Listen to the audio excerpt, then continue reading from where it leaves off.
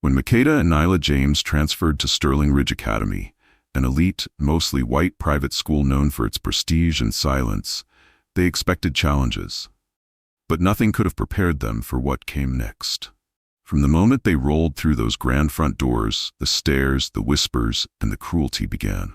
Skylar Kruger and his crew weren't just bullies, they were relentless. Every hallway became a battlefield, every class a stage for humiliation. The twins endured it all, quietly, powerfully, until one day it turned physical. And they were left with no choice. What no one at Sterling Ridge knew was that Makeda and Nyla weren't just smart. They weren't just strong. They were trained, raised by a father who taught them discipline, precision, and how to defend themselves without ever needing to stand. The bullies thought they'd found easy targets. They couldn't have been more wrong. Before we get into it, comment where in the world you are watching from, and hit that subscribe button, because this is one story you'll be thinking about long after the final frame. The dull creak of the front doors of Sterling Ridge Academy swung open, and two twin girls, Makeda and Nyla James, rolled in side by side, black backpacks on their laps, their eyes alert beneath matching locks pulled back in high, tight buns. Makeda was the one who always noticed the details first. She scanned the gold trim on the lockers, the framed portraits of former headmasters who all looked like they'd stepped out of a Civil War documentary, and the school's crest embossed into the marble floor. Nyla, as usual, read the energy. She saw the stares, heard the whispers, short and sharp like paper cuts. They weren't new to this. Not the looks. Not the way people's gazes slid down their braids and then stuck on the wheels. Not the awkward silences that followed once people realized these girls weren't going to play shy or small just to make anyone comfortable. Makeda leaned slightly toward Nyla. 4 cameras before the front desk, Nyla answered. 6 mouths moved. None of them said a thing. It started in the hallways. Skylar Kruger, the tall, smug varsity soccer captain with a permanent sneer on his face and privilege woven into his DNA, made the first move. On their second day, he leaned against a locker, arms folded, and called across the hallway with a smirk that split his face wide open. "Yo, Turbo Twins, y'all got know us on those things, or nah?" The laughter came in waves, not from everyone, but from enough people to echo. Makeda rolled past without blinking. Nyla clenched her jaw, the way she always did when she cataloged something to remember for later. It didn't stop there. Yusuf Ortega was different.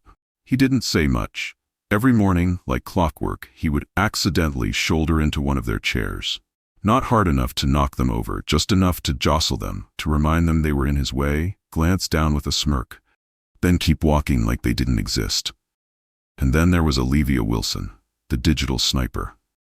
She didn't need to be loud because her phone was her weapon. She documented everything. Every joke, every cruel nickname, every moment of embarrassment. She created a Snapchat series she titled Real Life Chronicles. It wasn't just cruel, it was calculated. Every post came with music, captions, memes. The twins had become the school's entertainment, and no one seemed to care. The adults?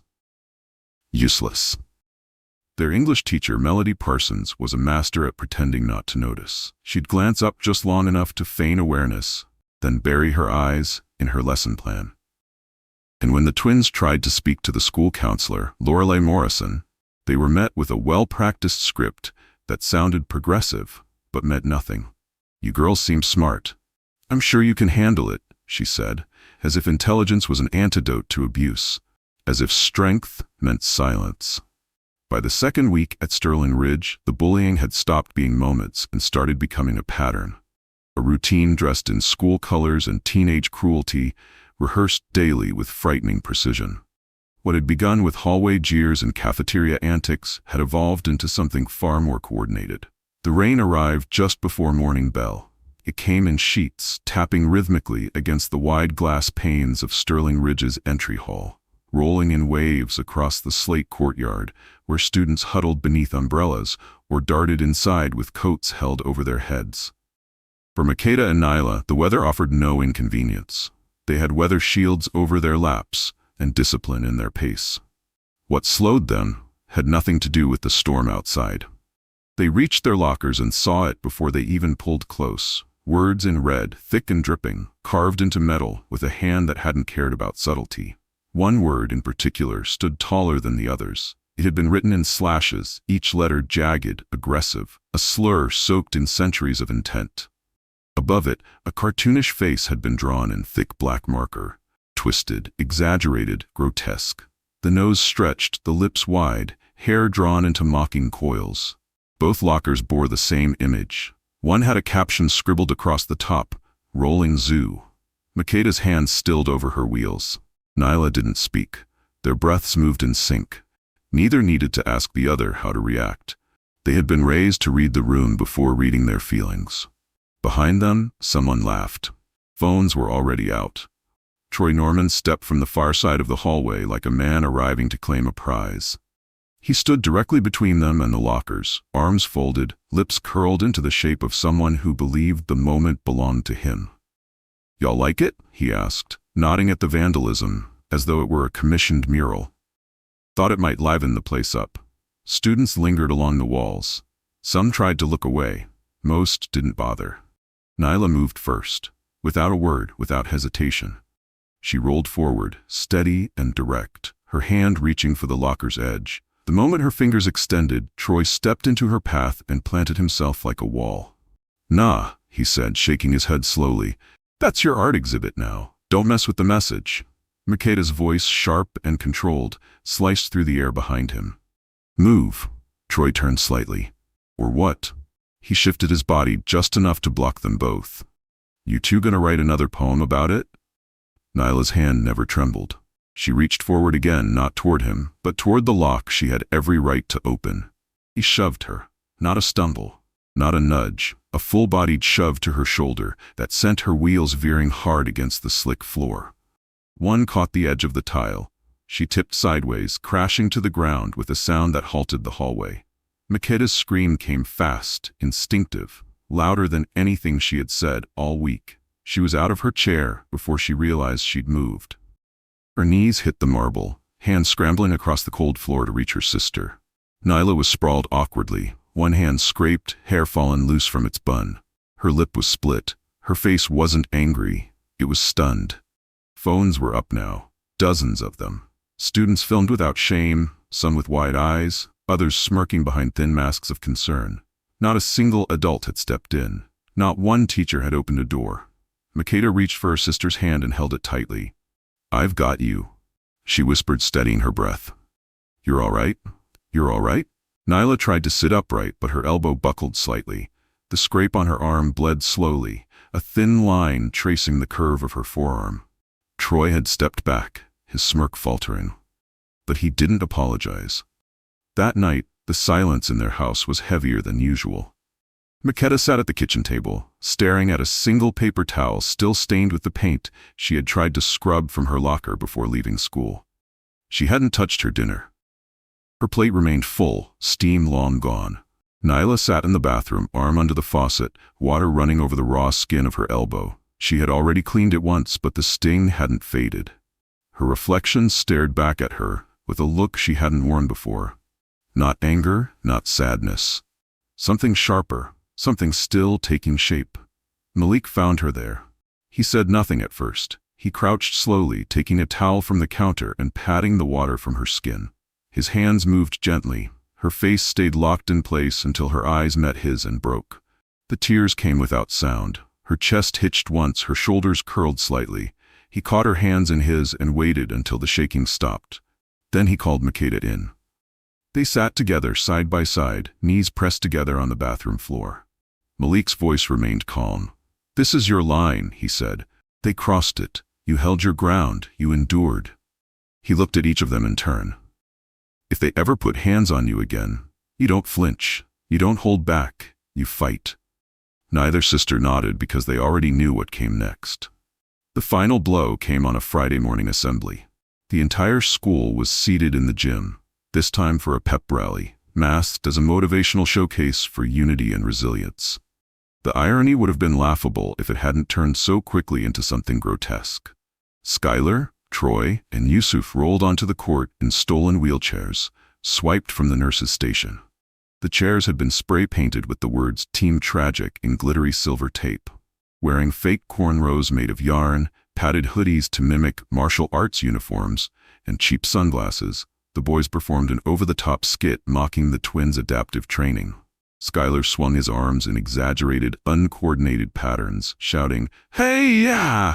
as he spun in a wide, clumsy circle, tipping his chair over in a dramatic fall. Troy mimicked Nyla's voice with a cartoonish drawl, yelling, "I'm the baddest roller in the game," while Yusuf wheeled behind them holding a Bluetooth speaker blasting circus music. The gym roared with laughter. Even some teachers chuckled behind their clipboards. No one intervened.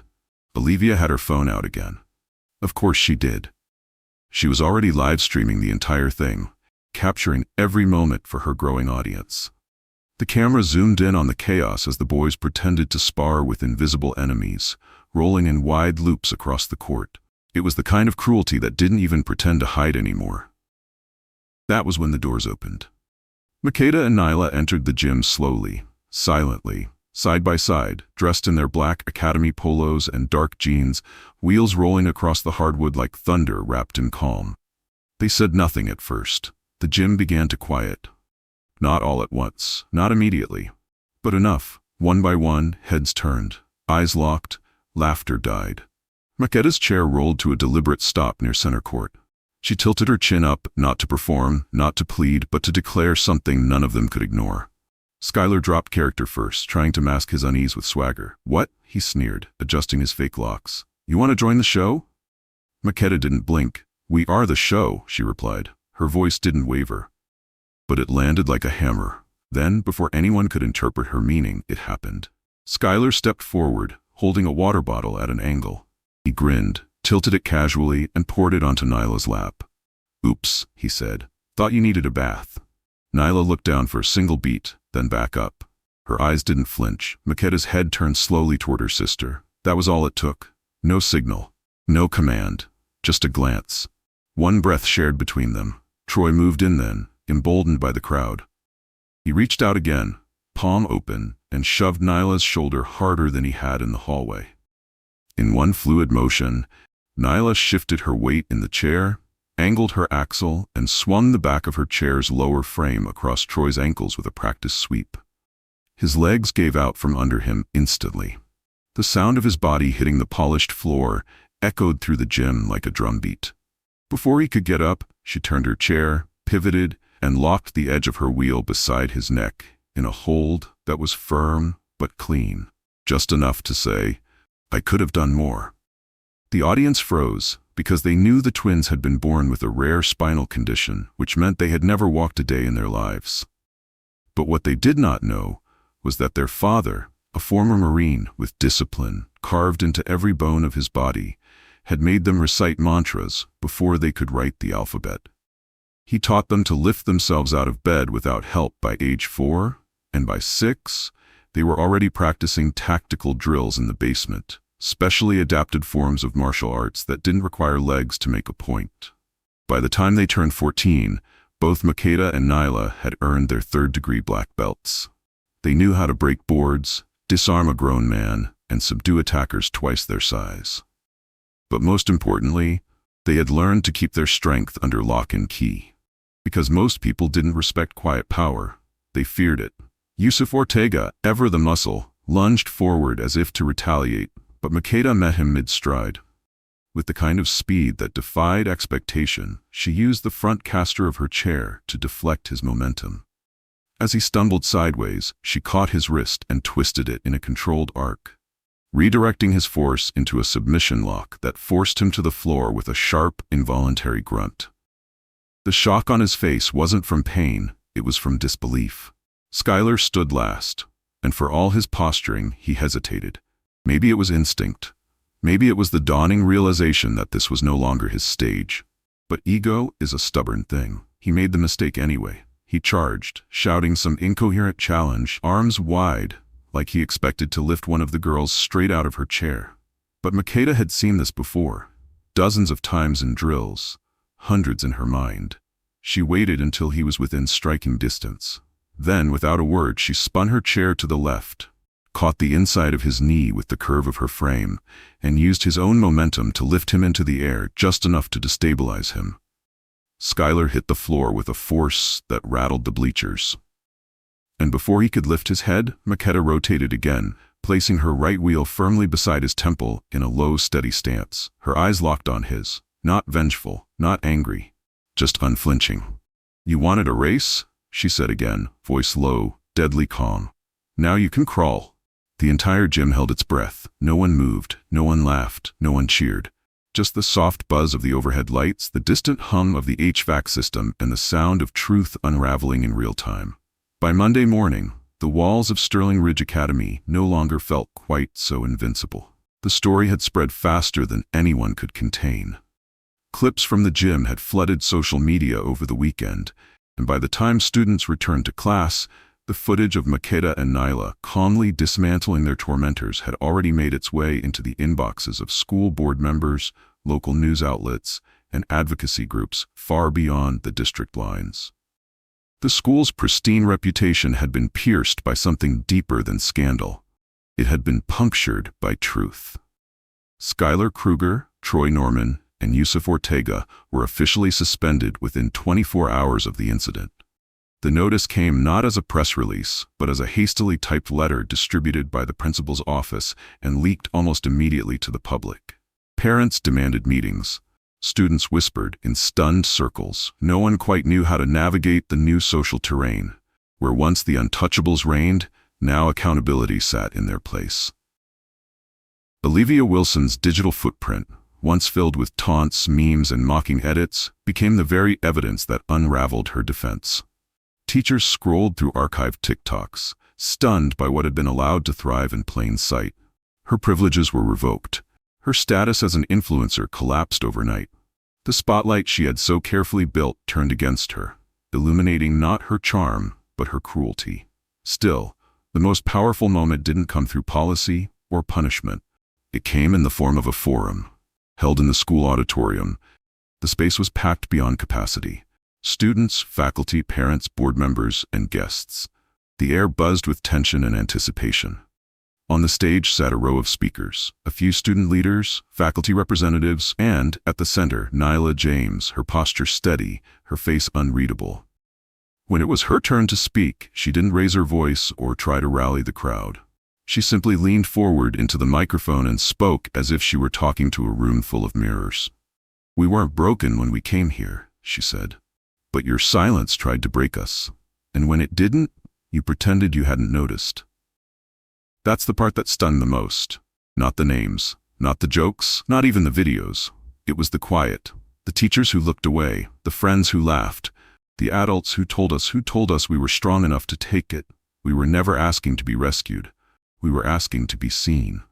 As the late afternoon sun spilled through the auditorium windows, casting golden beams across polished floors and quiet hallways, Makeda and Nyla rolled side by side through the courtyard, no longer watched, but seen. Their laughter rose soft and strong, echoing through a place that had once tried to erase them. Where walls once whispered cruelty, now lingered awe. They hadn't just endured Sterling Ridge Academy, they had rewritten it. And as they wheeled past the school's towering gates, heads held high, shoulders squared, they didn't look back. They didn't need to, because the world ahead was wide open, and they had already proven one unshakable truth. Strength isn't about standing, it's about refusing to be pushed down. I hope this story stirred something in you. If it did, share it with someone who needs to hear it. Don't forget to subscribe and stay tuned. I've handpicked 2 more powerful stories waiting for you. Until then, remember, your voice matters. Use it.